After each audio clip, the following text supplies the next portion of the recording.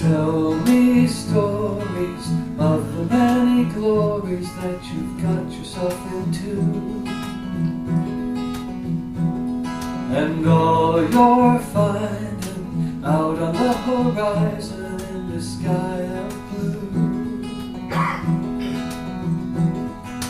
You can call me if you fall for the lies that people throw at you, 'cause you're much greater than any hater, and you can come right home to what is true. So why don't you? Will you find it there? In so many places, wherever you go, will you find it there? In all of the searching, just what do you know? Tell me stories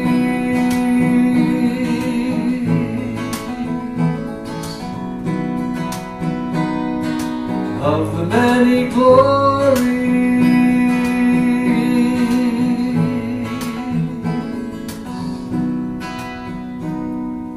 Life is streaming all the while you're dreaming of some castles in the air.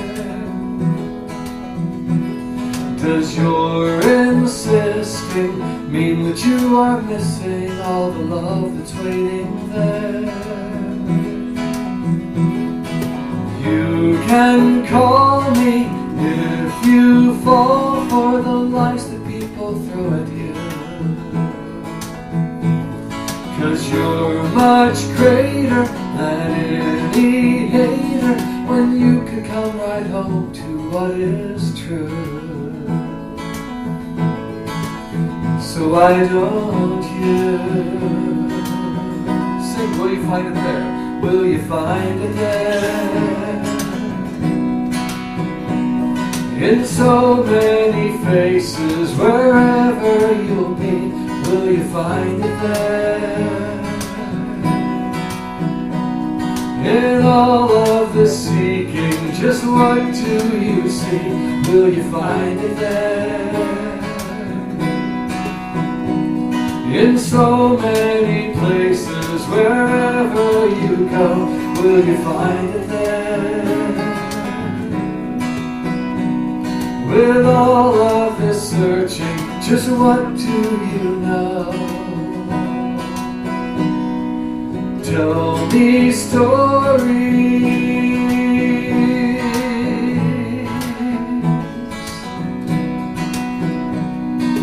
of the many glories.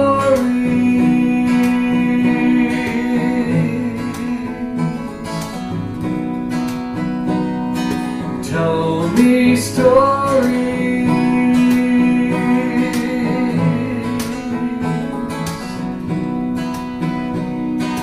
of the many glories.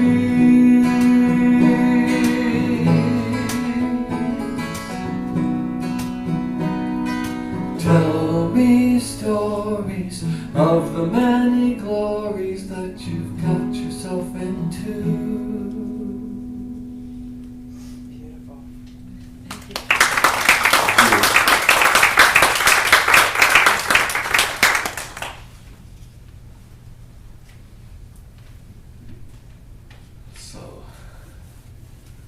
My talk today, I don't know if there's the title up there? Yeah, Flow, Flow, Flow Your Boat. And the subtitle is Trust is Not a Dream. So flow, flow, flow your boat, trust is not a dream. I'm going to look at various times in my life where examples of this has shown up, of really stepping into trust and ways that that's happened for me. But first I'd like to open a talk with a joke, so I have a joke for you. Are you ready? Yeah, we're ready.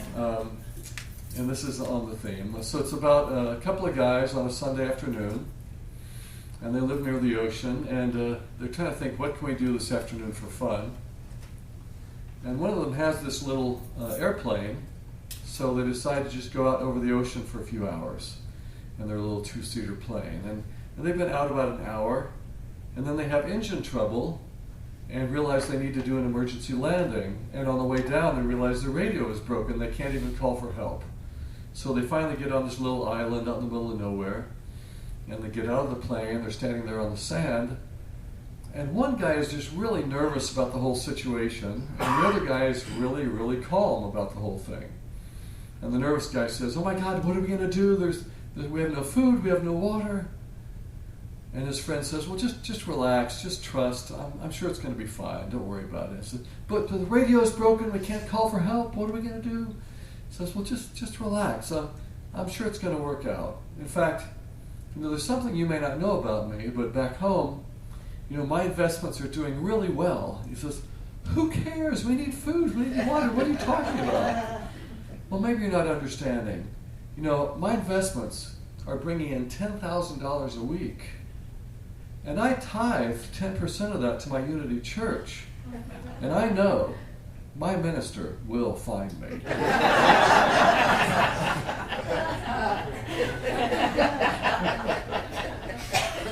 Trust. Practical trust. Practical. I had an experience where trust showed up in a big way, and it actually has to also do with an airplane flight. I travel a lot in my work, and I fly to Italy a lot in my work, leading tours or doing music for workshops and things. In fact, who would like to go on a tour to Italy with me sometime in the future? There's one in October. Sign up today. So anyway, I'm on this island off the coast of Sicily, finishing up a retreat intensive. And we're settling up at the end. I'm being paid my fee by the organizer. And as usual, I also submit my miscellaneous expenses. It was $90. And she said, "Well, we're not going to pay that this time." And I kind of felt like, well, that doesn't feel right. And my heart kind of went sideways. And I thought, should I say something? But this voice inside my head said, "Just let it go. Just let it go. There's a bigger plan afoot. You're always covered. Just let it go." Now, I'm thinking also, well, if I found $90 on the sidewalk, I'd be pretty excited, right? But just let it go. So I did. I thanked her and went on my merry way. And I had to catch a flight from Palermo to Rome, a short flight, and it was running a little bit late, and then change terminals for a flight back to the U.S., a 9-hour flight. And so I was running a little late, and I got to the gate for that flight back to America. Now, because I fly a lot, American Airlines gives me these little special VIP upgrades. And on this flight, I already reserved this business class seat for no extra charge. I was very kind of excited about that, my little cushy seat for a 9-hour flight. That's pretty nice. So I get in line. It's like 45 minutes before departure. And I'm about number 6 in line. But this line doesn't seem to be moving. 10 minutes pass, and I'm still number 6 in line, and I'm starting to get nervous. I need to get my boarding pass to get on the flight. Finally, it moved 10 more minutes past. I'm 5th in line. Finally, at the time of departure, it's my turn to talk to the gate agent. And she says, "I'm sorry, sir, but your business class seat is no longer available." And again, my heart kind of goes, well, that doesn't feel fair. I've been here for a while. And she said, "I'm sorry, there's nothing we can do about it. If you must have a business class seat, there might be one on tomorrow's flight or the day after." Well, I'm not going to wait around for my cushy seat. But then she said, "However, if you'd be willing to go on this flight, we do have a seat for you in coach, an aisle seat. And if you'd be willing to take that, we will compensate you for your trouble by giving you flight vouchers for future flights on American Airlines in the amount of $3,000. Oh my goodness. And I kind of looked down and shuffled my feet and said, "Well, I guess that would be okay." And I got on the flight, and it was fine, and I had a great flight. And about an hour into the flight, it dawned on me, well, look what happened.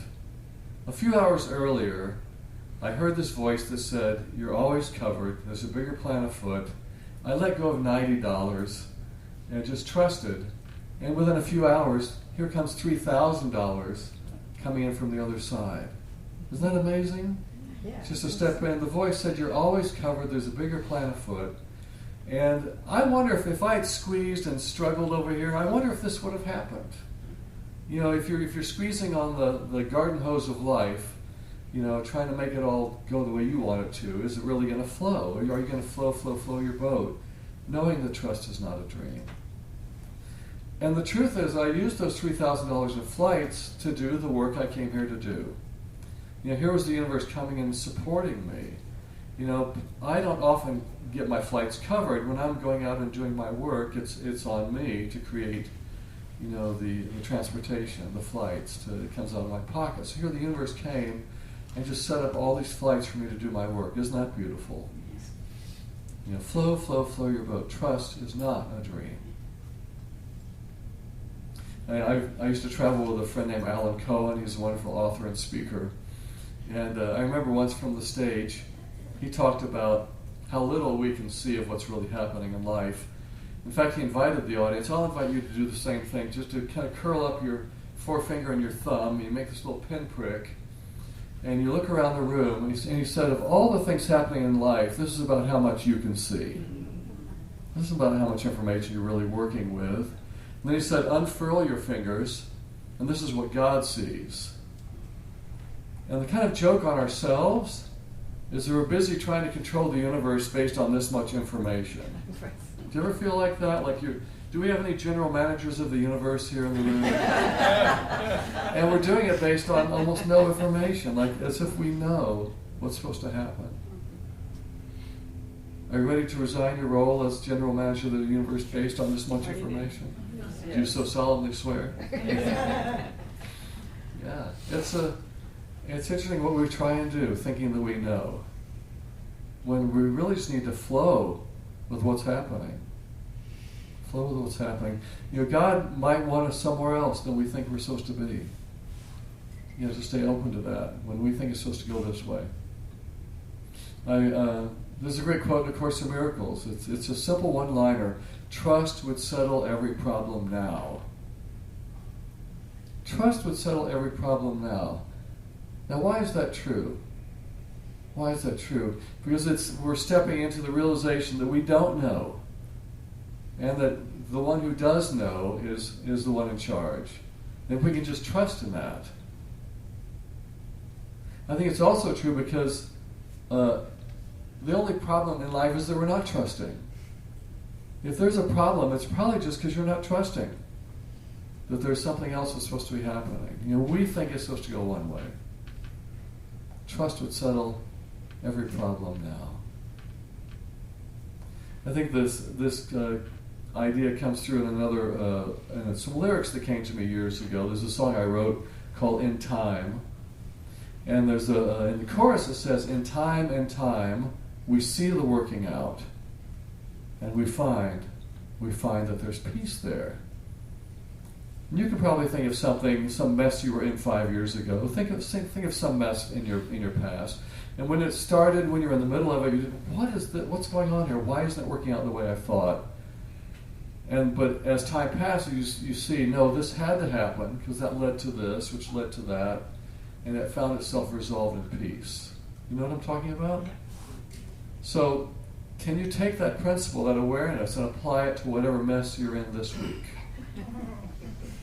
And just to know, okay, it's going to find its way. I don't see it, but it will resolve in peace. Trust would settle every problem now. I got started at a Unity Church in Houston, a big Unity Church, and the music is what drew me in.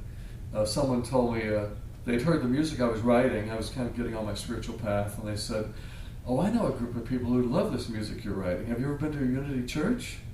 "No." "Well, you go check them out. You'll love it." And I walked in and it just felt like instant family. Maybe you had the same feeling. And I had a friend that I made there. His name was Springborn, a very artistic guy, one of these one-name people like Madonna and Cher. Springborn. And he was into brain research and music and painting and just all different kinds of, very Renaissance man. And I remember one day he said to me, "Charley, you know what I love to do? I love putting myself out on the leading edge of my ignorance." Isn't that a great line? I like putting myself out on the leading edge of my ignorance. Ignorance is not stupidity, it's just what we don't know yet. Right. And out on the lead, that's where the adventure is, isn't it? That's where we stretch. That's where we grow. And that requires trust. That requires leaping. You're stepping into trust. And if we're always just doing what we've always done in this little safe zone, where's the adventure in that? Where's the part that wakes us up? That's a good one. Let's all put ourselves out on the leading edge of our ignorance, what we don't know yet. Where can we stretch and grow and learn and call on trust in that process? I have another friend, she's a naturopath, and she said something to me one day that changed my life. And it's a very simple, it's about physical level, but it also applies to other levels. And she just said simply, the body loves circulation. The body loves circulation. And you know what that little one-liner did to me? It got me walking. It turned me into a daily walker, because that made so much sense. Like, the way to stay healthy, just keep your juices flowing. Keep flushing your system. Keep things moving. And I'm 20 pounds lighter now than I was the day she told me that. Yeah, right. Just from watching a little bit what I eat, just get out and walk. Just move it. The body loves circulation. Now, the parallel for me in a deeper level is our relationships love circulation.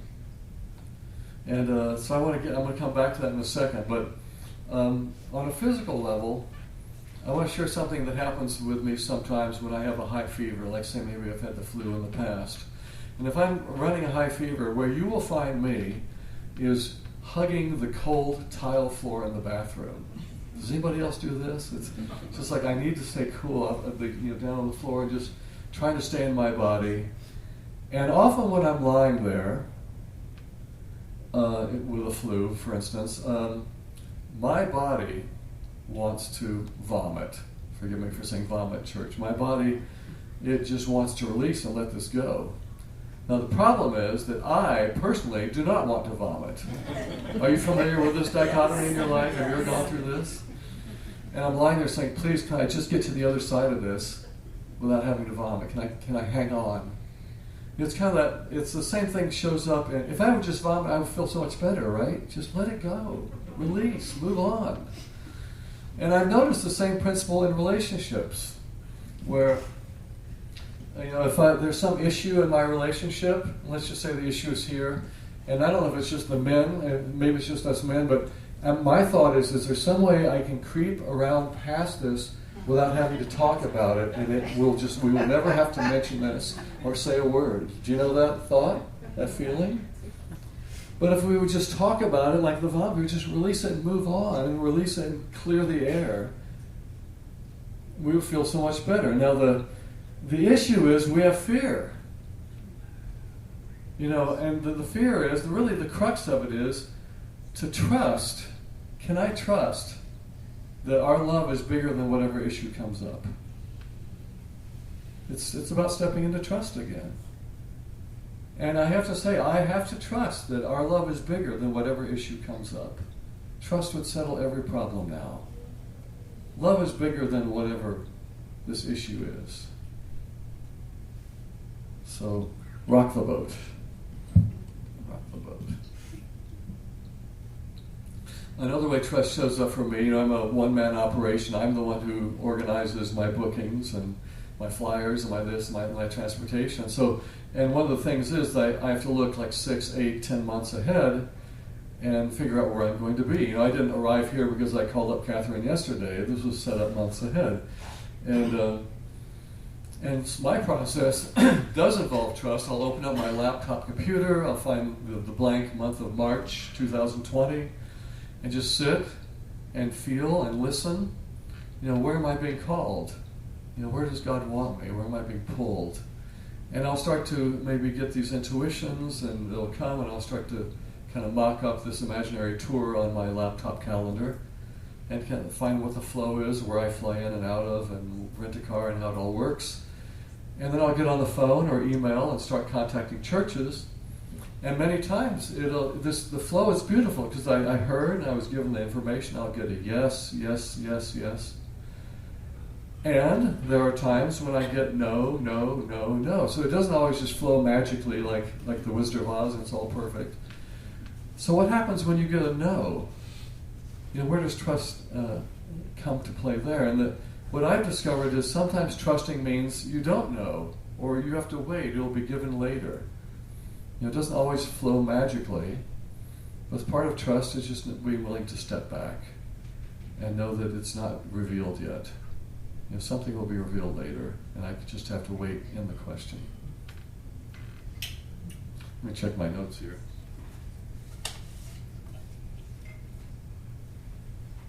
There's another great quote early in the Course in Miracles, and I'm doing a class tomorrow evening from 7 to 9 on the Course in Miracles. Are people thinking of coming to that? I'd love to see you there tomorrow. It's a really beautiful experience. I keep it experiential, not just a lot of talking. A little bit of talking and getting you involved, a little bit of music. So early in the text, there's a great little section people often call the Healer's Prayer, and one of the lines in it says, "I do not have to worry about what to say or what to do, because he who sent me will direct me." I do not have to worry about what to say or what to do, because he who sent me will direct me. And that speaks to trust again, doesn't it? I think that sometimes maybe we're called to help people in situations, to come forward, and I think often just the biggest step we can make is to show up. If a friend needs help, you come over, I don't know what I'm going to say, what am I going to do? You don't need to know. It will be given. Just show up, be present, and realize, just as the phrase says, I do not have to worry about what to say or what to do, for he who sent me will direct me. It will be given. Just step into place to be ready to serve. Just show up and trust. You'll know what to do. Now there's another great quote about worry that comes from Mark Twain. Maybe you've heard this one. Mark Twain said, "I've proven that worrying works. I've proven that worrying works because pretty much everything I ever worried about never happened." Well, he's the right guy. Well, let me start to close here. There was a minister I was in the audience for when he was giving his talk in California. His name was David Bruner. And he began his talk with something kind of unusual. He said to his congregation, I have a confession I have to make to you. Every week, I've pretty much given you the same talk. I just have to think of a different way to say it. So this is my confession. I've been giving you the same talk every week. I just have to think of a different way to say it. And he said, if you were to boil it down, every week, all I'm telling you is 3 things.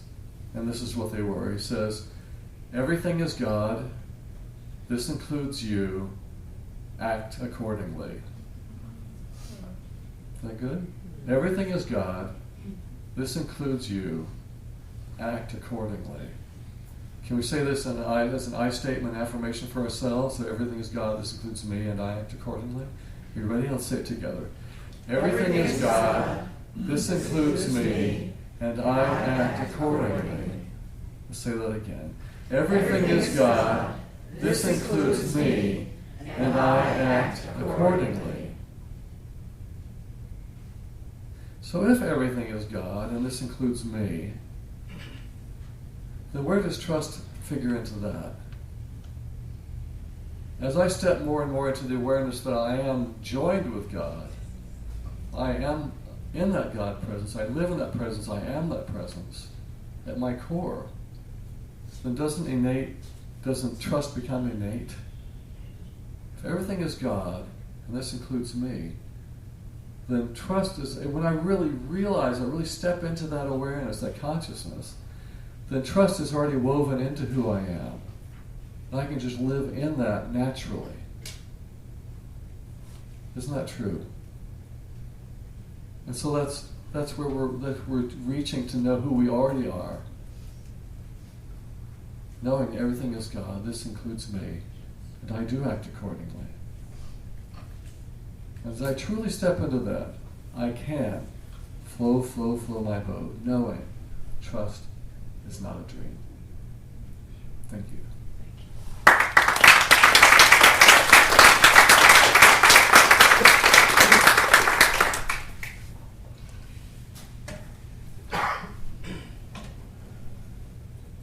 I want to use this song to go into a time of meditation. And you'll hear the phrase in the song, talking to God. And after what I just said, it's really being with our God self. So let me invite you to close your eyes.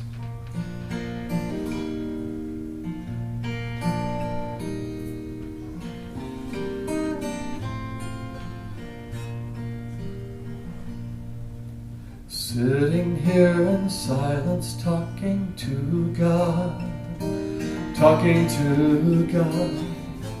each day. Sitting here in silence, talking to God, I pray. I can call for help anytime. Talking to God each day. I can send out help anytime. Talking to God, I pray. Sing with me, I can call for help. I can call for help anytime. Talking to God each day. I can send out help. I can send out help anytime. Talking to God, I pray. Sitting here in peace. Sitting here in peace, talking to God each day. Sitting here in peace, talking to God,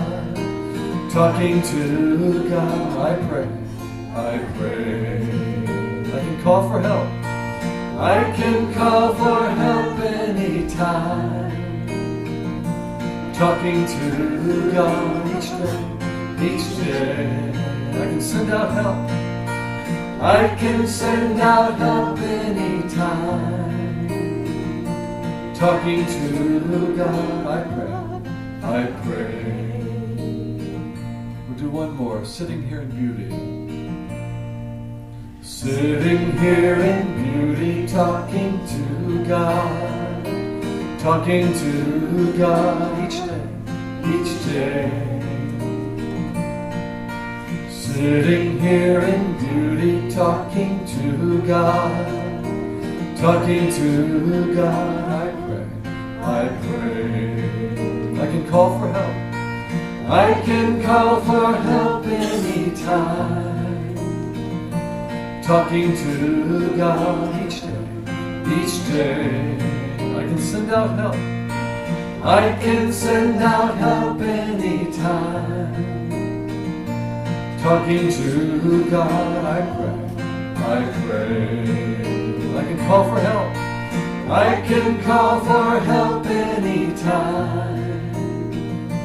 Talking to God each day. I can send out help. I can send out help anytime. Talking to God, I pray. I pray. I pray.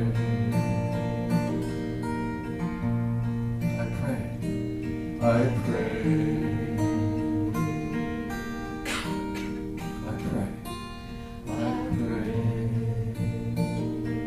Let's go to a time of silence.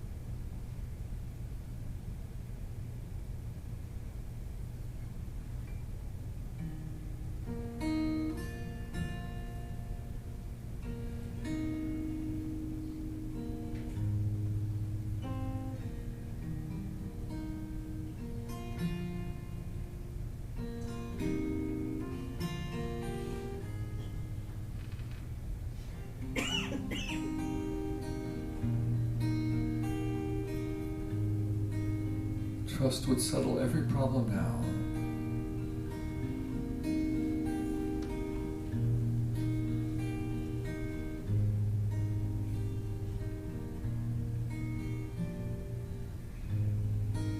Our only step in this process is to step into that God awareness, that God beingness inside us, where trust already lives naturally, innately. As I step into that God presence, the need for trust dissolves.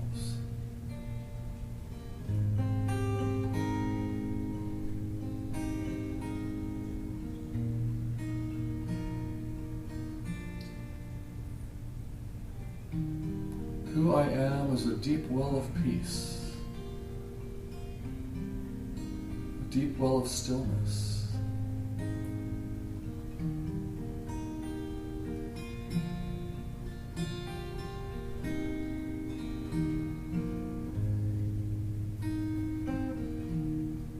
And as I know that stillness and that peace, I bring it to every situation.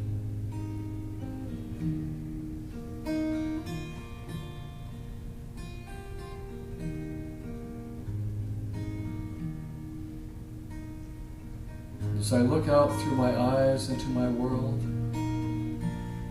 I look from peace. I look from stillness, bringing it to every situation.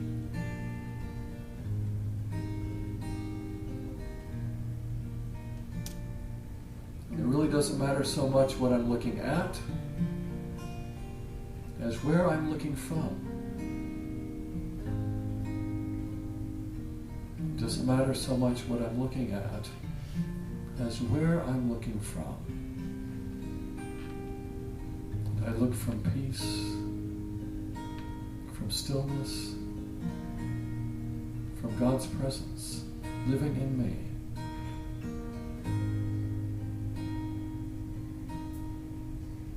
And trust has settled every problem now.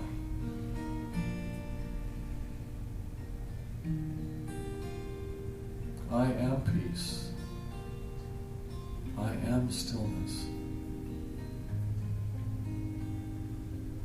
I am peace. I am stillness. Let's say that together. I am peace. I am stillness. And once more together. I am peace. I am stillness.